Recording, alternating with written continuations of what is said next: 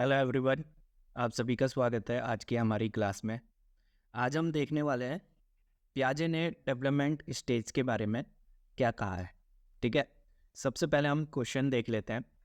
Question है हमारा, पियाजे के अनुसार बच्चे वस्तुओं के मानसिक निरूपण पर संक्रियाओं को निष्पादित करने की योग्यता विकास की किस अवस्था में विकसित करते हैं। इंग्लिश में क्वेश्चन है, अकॉर्डिंग टू पियाजे during which stage children develop the ability to perform operation on mental representation making them capable of conservation। ठीक है, और यहाँ पे आपको ऑप्शन दे रखे हैं। तो प्रश्न को करने से पहले हम पियाजे की जो थ्योरी है उसके बारे में डिस्कस कर लेते हैं।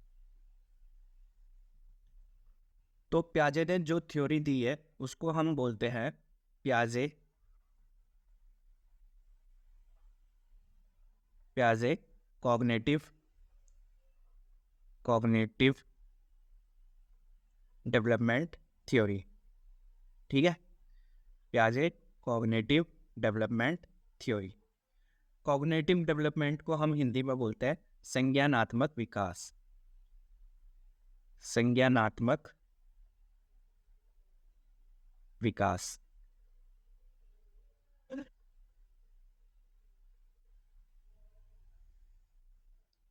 ठीक है, ये जो कॉग्निटिव डेवलपमेंट होता है, संज्ञानात्मक विकास होता है, ये हमारा दिमाग से रिलेटेड होता है। ये हमारा दिमाग से रिलेटेड होता है, मतलब कि हमारे माइंड से रिलेटेड होता है। ठीक है, इसीलिए इस थ्योरी को हम क्या कहते हैं, पियाजे इंटेलेक्चुअल डेवलपमेंट थ्योरी। पियाजे intellectual development theory. Intellectual development को हम हिंदी में कहते हैं बौद्धिक विकास। बौद्धिक विकास। ठीक है, तो आपको ये बात ध्यान रखनी है। अब बात करते हैं कि जो पियाजे ने डेवलपमेंट की थ्योरी दी है उसमें उन्होंने किन किन चरणों के बारे में, कौन कौन सी जो स्टेज है उसके बारे में डिस्कस किया है। तो पियाजे ने डेवलपमेंट को 4 स्टेज में बांटा है। ठीक है, जिसमें से जो पहली स्टेज है उसको हम कहते हैं सेंसरी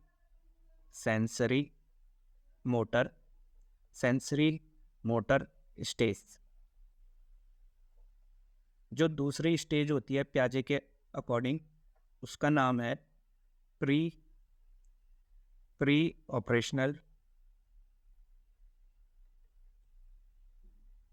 ऑपरेशनल स्टेज।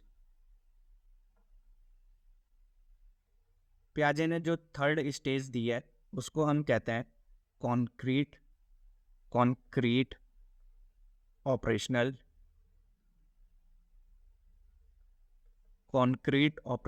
स्टेज।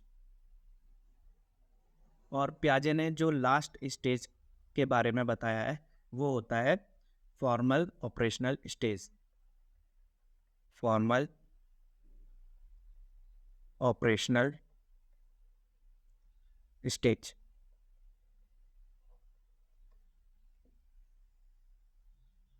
अब हम एक एक करके इनका हिंदी नाम भी जान लेते हैं। सेंसरी मोटर स्टेज, इसको हम कहते हैं हिंदी में संवेदी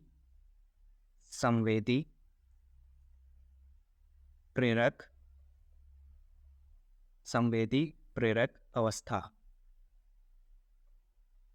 ठीक है, ये जन्म से लेकर, मतलब कि 0 से 2 साल की उम्र के बच्चों में पाया जाता है। तो 0 से 2 साल के जो बच्चे होते हैं वो हमारा सेंसरी मोटर स्टेज में आते हैं। अब बात करते हैं प्री ऑपरेशनल स्टेज की। इसको हम बोलते हैं पूर्व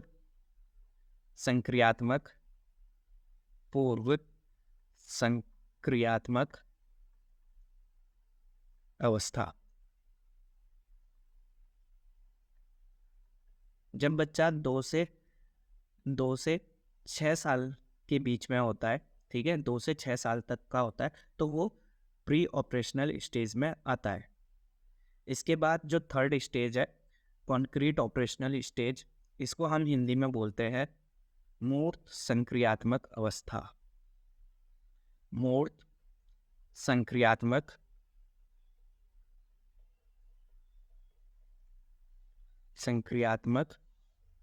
अवस्था।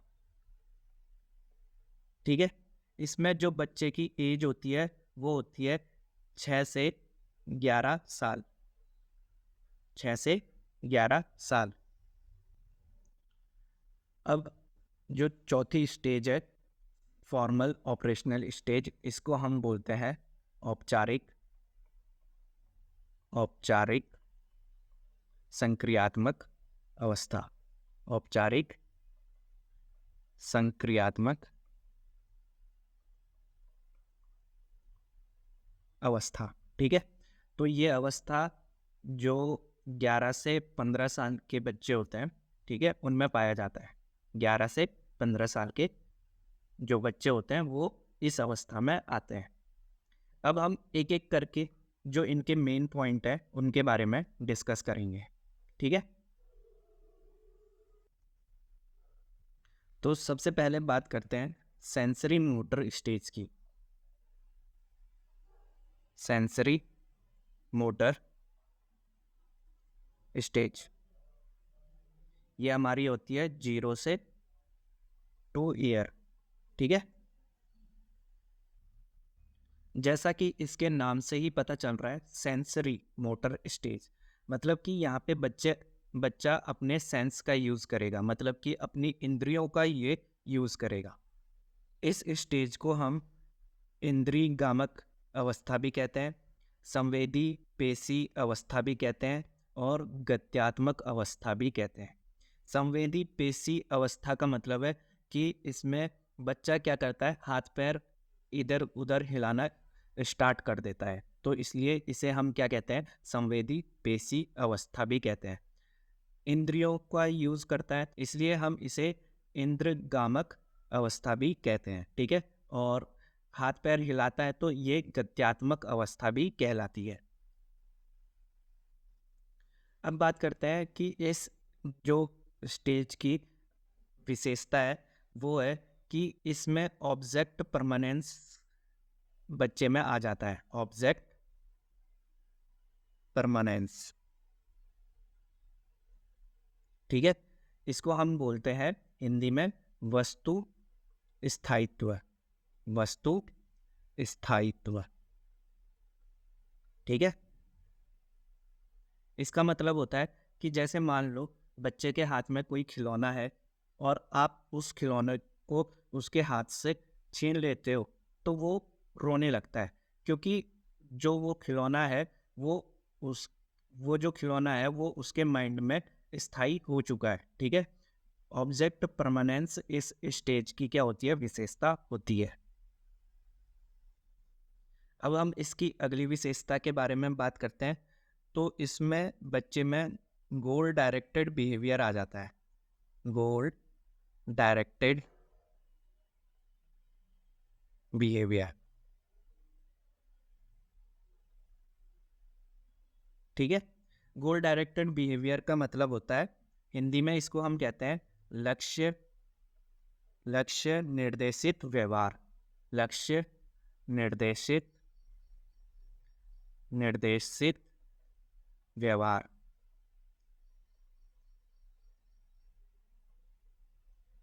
मान लो कि इसमें क्या होता है, मान लो आप बच्चे ने कोई सामान कहीं से उठाया और वो उससे खेलने लग गया। ठीक है, खेलते खेलते वो इधर उधर चले गया।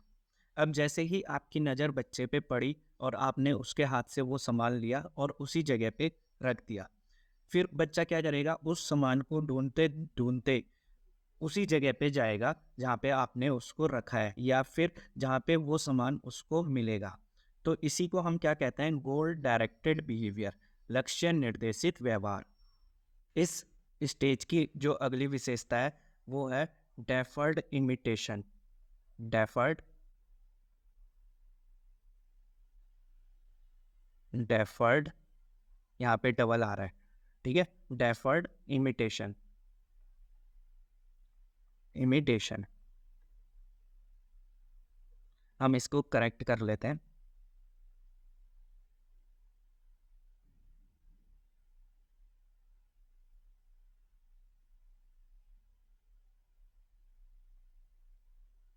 डेफर्ड इमिटेशन, ठीक है।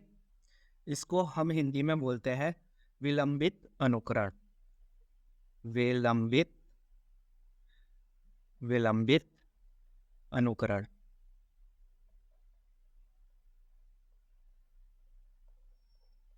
इसमें बच्चा क्या करता है, इसमें बच्चा जो चीज़ वो देखता है उसकी नकल करना स्टार्ट कर देता है। जैसे वो देखता है कि जो बड़े लोग हैं वो फ़ोन पे बात कर रहे हैं, तो वो भी किसी वस्तु को लेकर फ़ोन की तरह यूज़ करने लग जाता है। तो ये क्या करता है, एक तरीके से जो बच्चा देखता है कि मतलब बड़े क्या कर रहे हैं, उनकी नकल करना स्टार्ट कर देता है। अब हम बात करते हैं अपने नेक्स्ट स्टेज की, जो कि है प्री ऑपरेशनल स्टेज। तो हमारी जो दूसरी स्टेज है वो है pre operational pre operational stage, ठीक है। तो ये किस एज में होती है, ये होता है जब बच्चा 2 से 6 साल का होता है, तो उसमें ये वाली अवस्था पाई जाती है। अब बात करते हैं कि इस अवस्था के गुण क्या क्या है। तो सबसे पहले बात करेंगे कि बच्चे में तर्क शक्ति की कमी होती है, मतलब कि लैक लैक्स लॉजिक लॉजिक मतलब कि तर्क शक्ति की क्या होती है, अभी बच्चा छोटा है तो उसमें तर्क शक्ति की क्या होती है, कमी होती है। तर्क शक्ति की कमी, ठीक है। इसके अलावा हम देखते हैं कि बच्चे में क्या है, रिवर्सिबिलिटी की भी कमी होती है। लैक रिवर्सिबिलिटी,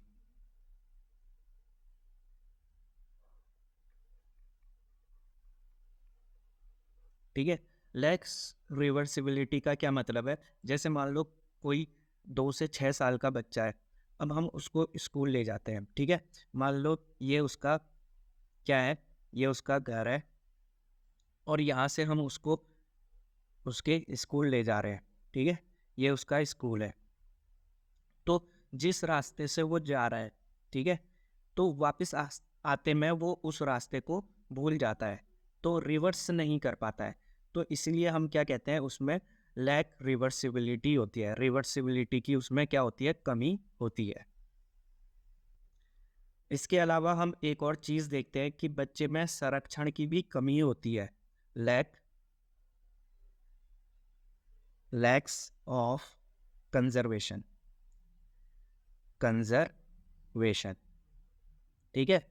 तो कंजर्वेशन का मतलब है संरक्षण। संरक्षण की भी क्या होती है, कमी होती है। अब समझते हैं कि यहाँ पे क्या कहा गया है। तो मान लो यहाँ पे कोई 2 लड़के हैं, ठीक है, ए और बी, ठीक है। ये कोई 2 लड़के हैं, एक ही हाइट क्या है, छोटी है, एक ही हाइट जो है वो क्या है, स्मॉल है, लेकिन एज क्या है, ज़्यादा है, ठीक है।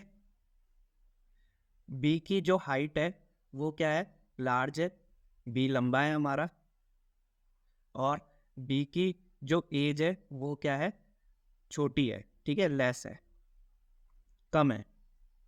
तो बच्चा देखेगा कि जिसकी हाइट ज़्यादा है, तो ज़्यादा हाइट किसकी है, बी वाले की, तो वो सोचेगा कि इसकी उम्र भी क्या है, ज़्यादा है, ठीक है।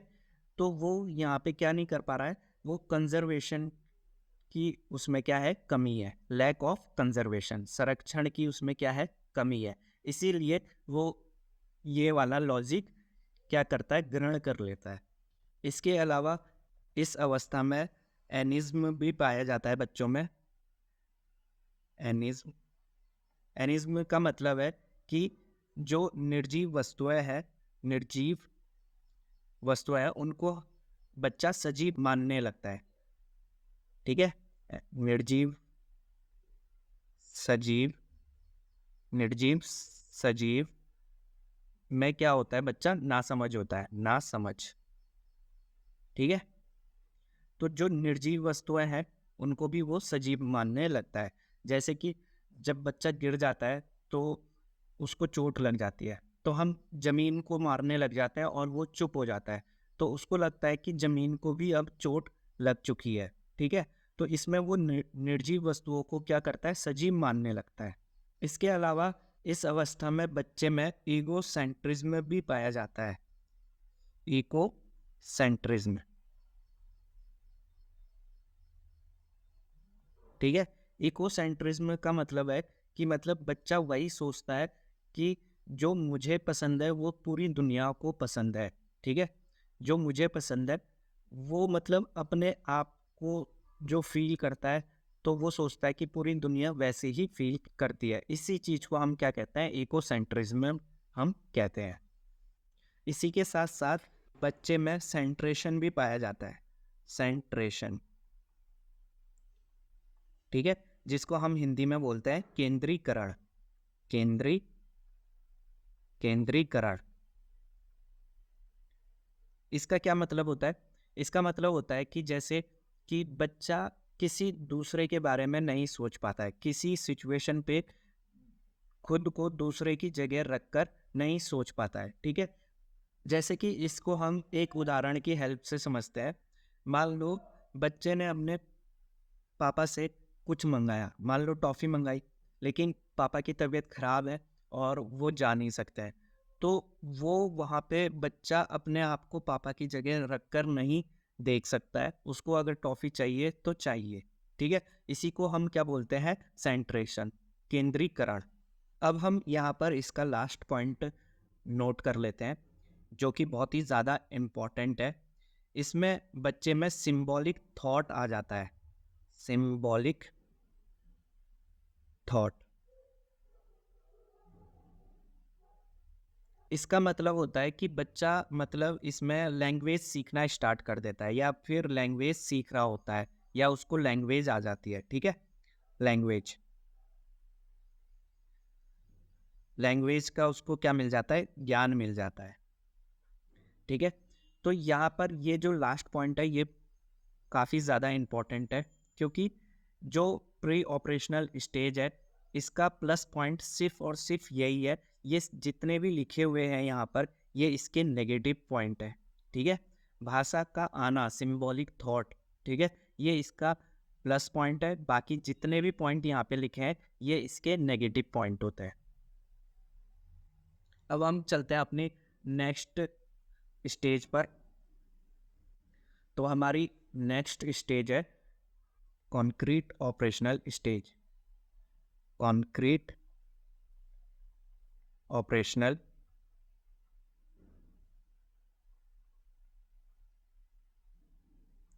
स्टेज, ठीक है? ये पाया जाता है जब बच्चा 7 से 11 साल की उम्र का होता है। अब बात करते हैं कि इस स्टेज की विशेषता क्या क्या है। तो इसमें जो पहली विशेषता है वो है डिसेंट्रेशन, डिसेंट्रेशन, ठीक है? डिसेंट्रेशन, हिंदी में हम कहेंगे इसको विकेंद्रीकरण, विकेंद्रीकरण।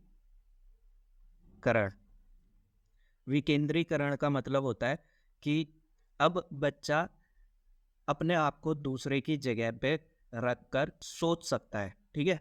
अपने आप को दूसरे की जगह पे रख सकता है। इसके बाद बच्चे में कंजर्वेशन भी आ जाता है, ठीक है? कंजर्वेशन, कंजर्वेशन मतलब संरक्षण। अब वो ये गलती नहीं करेगा कि जिसकी हाइट लंबी है वो ज़्यादा उम्र का है, ठीक है? अब वो ऐसी गलतियाँ नहीं करेगा, तो इस अवस्था में कंजर्वेशन भी आ जाता है। इसके बाद इस अवस्था में क्लासिफिकेशन भी आ जाता है, क्लासिफिकेशन। क्लासिफिकेशन का मतलब होता है वर्गीकरण, ठीक है? वर्गीकरण। तो वर्गीकरण का मतलब होता है कि मान लो एक फुटबॉल है, ठीक है? हमारे पास एक फुटबॉल है और एक बॉल है। तो और ऐसे ही हमारे पास मान लो कि 6 फुटबॉल है और 7 बॉल है, तो अब हम उनको बोलेंगे कि इनको अलग अलग करो, तो वो अलग अलग कर देंगे, ठीक है। तो यहाँ पे क्या होता है कि उनको क्लासिफिकेशन करना भी आ जाता है। अगर हम उनको बोलेंगे कि ट्राइंगल पहचानो और रेक्टेंगल पहचानो, तो वो पहचान के बता देंगे, ठीक है।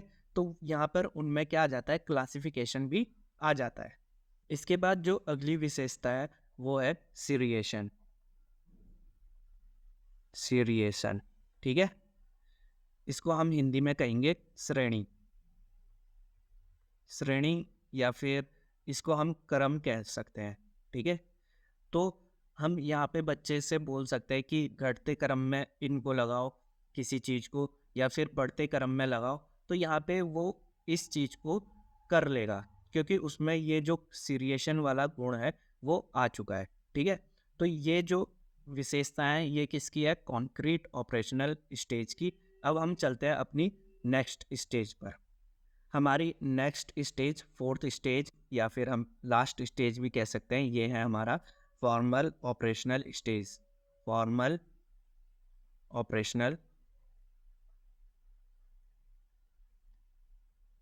फॉर्मल ऑपरेशनल स्टेज, ठीक है। ये जब बच्चा 11 से 15 साल की उम्र का होता है तो वो इस अवस्था में आता है। अब बात करते हैं कि इस अवस्था की विशेषताएं क्या क्या होती है। तो इसकी पहली जो विशेषता है वो है कि बच्चे में अब्स्ट्रैक्ट लॉजिक आ जाता है। अब्स्ट्रैक्ट लॉजिक, अब्स्ट्रैक्ट लॉजिक इसको हम हिंदी में कहते हैं अमूर्त चिंतन। अमूर्त चिंतन, ठीक है। अमूर्त चिंतन का मतलब होता है कि बच्चा कल्पना करना शुरू कर सकता है। कल्पना, ठीक है। जो चीज़ नहीं है सामने, अगर हम उसको किसी चीज़ को सोचने के लिए कह रहे हैं तो वो उस चीज़ को सोच सकता है। इससे जो पिछली वाली स्टेज है कॉन्क्रीट ऑपरेशनल स्टेज में, इसमें बच्चा मूर्त चिंतन करता है। कैसा चिंतन करता है, मूर्त चिंतन, ठीक है। मूर्त चिंतन, जिसको हम इंग्लिश में कहते हैं कॉन्क्रीट कॉन्क्रीट कॉन्क्रीट लॉजिक, ठीक है। कॉन्क्रीट लॉजिक, तो आपको इस चीज़ का भी ध्यान रखना है। अब फोर्थ फॉर्मल ऑपरेशनल स्टेज की जो अगली विशेषता है वो है कि इसमें बच्चे में हाइपोथेटिकल डिडक्टिव रीजनिंग पाई जाती है। हाइपोथेटिकल डिडक्टिव रीजनिंग,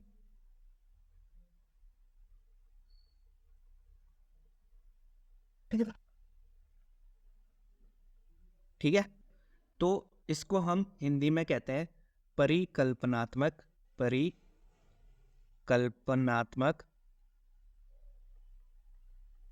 परिकल्पनात्मक निगमनात्मक निगमनात्मक तर्क, ठीक है। तो यहाँ पे बच्चा तर्क देने लग जाता है और तर्क के पीछे क्या लॉजिक है वो बताने लग जाता है। समझ में आ गया। इसके बाद इसकी जो विशेषता होती है वो होती है कि इसमें बच्चों में डिडक्टिव रीजनिंग पाई जाती है। डिडक्टिव रीजनिंग, ठीक है। तो डिडक्टिव रीजनिंग को हम हिंदी में कहते हैं निगमनात्मक निगमनात्मक चिंतन, ठीक है। चिंतन,